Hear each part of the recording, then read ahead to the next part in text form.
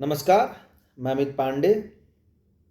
और अभी थोड़ी देर पहले मैं एनसीआरबी की रिपोर्ट पढ़ रहा था और द हिंदू में एक आर्टिकल्स पढ़ रहा था। पढ़ के बड़ा मन अंदर से भयभीत हो गया है कि हम किस समाज में जी रहे हैं।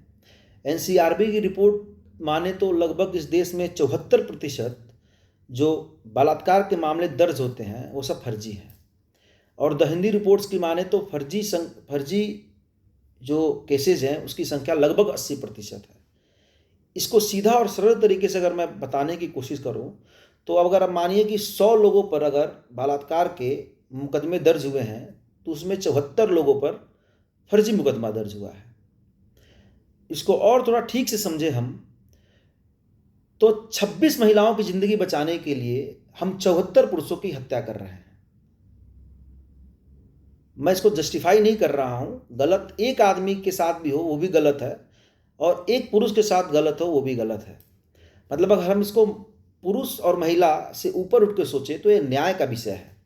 लेकिन इस देश के लंगोट से कच्चे नेताओं को ये बात समझ में नहीं आती है। महिला वोट के लिए और फर्जी महान नेता और महान इंसान बनने के लिए दिखाने के लिए इस तरह के कानून पर चर्चा नहीं कर रहे हैं। ये मैं अभी थोड़ी देर पहले एक और आर्टिकल पढ़ रहा था। कोई गीता सिंह करके थे, इंस्पेक्टर हैं, शायद नोएडा की हैं। उन्होंने द हिंदू में, टाइम्स ऑफ इंडिया में उन्होंने इंटरव्यू दिया और बोला कि 90% मामले फर्जी हैं। मतलब आप कल्पना करिए 100 लोगों में 10 लोगों को बचाने के लिए 90 लोगों की बलि दी जा रही है इस व्यवस्था में। ये व्यवस्था कब तक चलेगा? और इस तरह की व्यवस्था बनाए रखने के लिए जिम्मेदार कौन है? हमारे देश के सांसद हैं, एमएलए हैं, ठीक है, और यहाँ की पुलिस व्यवस्था है। एक चीज़ मैं और बात करूं कि अगर पुलिस ठीक से काम करे ईमानदारी से तो ये इतने मुकदमे जाएंगे ही नहीं कोर्ट में। पूरे देश में एक कोतवाली ऐसा नहीं है जो भ्रष्ट नहीं हो। ये हमारे नेताओं को नहीं पता है, कोई एक्शन नहीं लेते। तो ये बड़ा डराने वाली बात है और बहुत गंभीर बात है। इस पर हमको विचार करना पड़ेगा कि हम किस तरह के समाज में जी रहे हैं। आप 24 लड़कियों की जिंदगी बचाने के लिए 26 पुरुषों की बलि दे रहे हैं।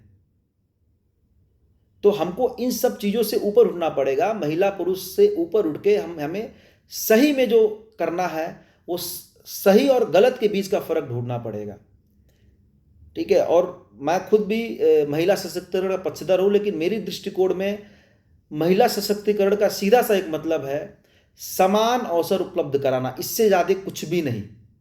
जो पुरुषों को अवसर उपलब्ध होता है नौकरी की, पढ़ाई की, समाज में एक सम्मान पाने की, वो अवसर उपलब्ध कराना है। इसका ये कतई मतलब नहीं है कि आप पुरुषों के अधिकारों में, उनके अधिकारों में अतिक्रमण करें। और ये सारी, माफ़ करिएगा मैं इतने गंदे शब्द का प्रयोग कर रहा हूँ, ये हरामखोरी के पीछे ना इन नेताओं का और इस पुलिसिया व्यवस्था जिम्मेदार है। हमको समझना होगा। और इस तरह के कानून के बारे में हम आप जैसे लोग बातचीत करेंगे तो बातचीत करेंगे, लेकिन इसका ये जो हम बातचीत आपस में करते हैं ये हमारे जनप्रतिनिधियों तक बात पहुंचनी चाहिए। ये बात सदन में उठनी चाहिए। जब तक ये बात सदन में नहीं उठेगी, एक सिंगल नेता मैंने सुना नहीं। अतुल सुभाष, अभी एक लड़का, नौजवान, इतना होनहार लड़का मर गया। अभी एक पुनीत खुराना मर गया। हर 9 सेकंड में एक लड़का मर रहा है। और हमारे देश में इतने सारे पुरुष एमपी एमएलए हैं, एक सारों के मुंह में दही जम गया है।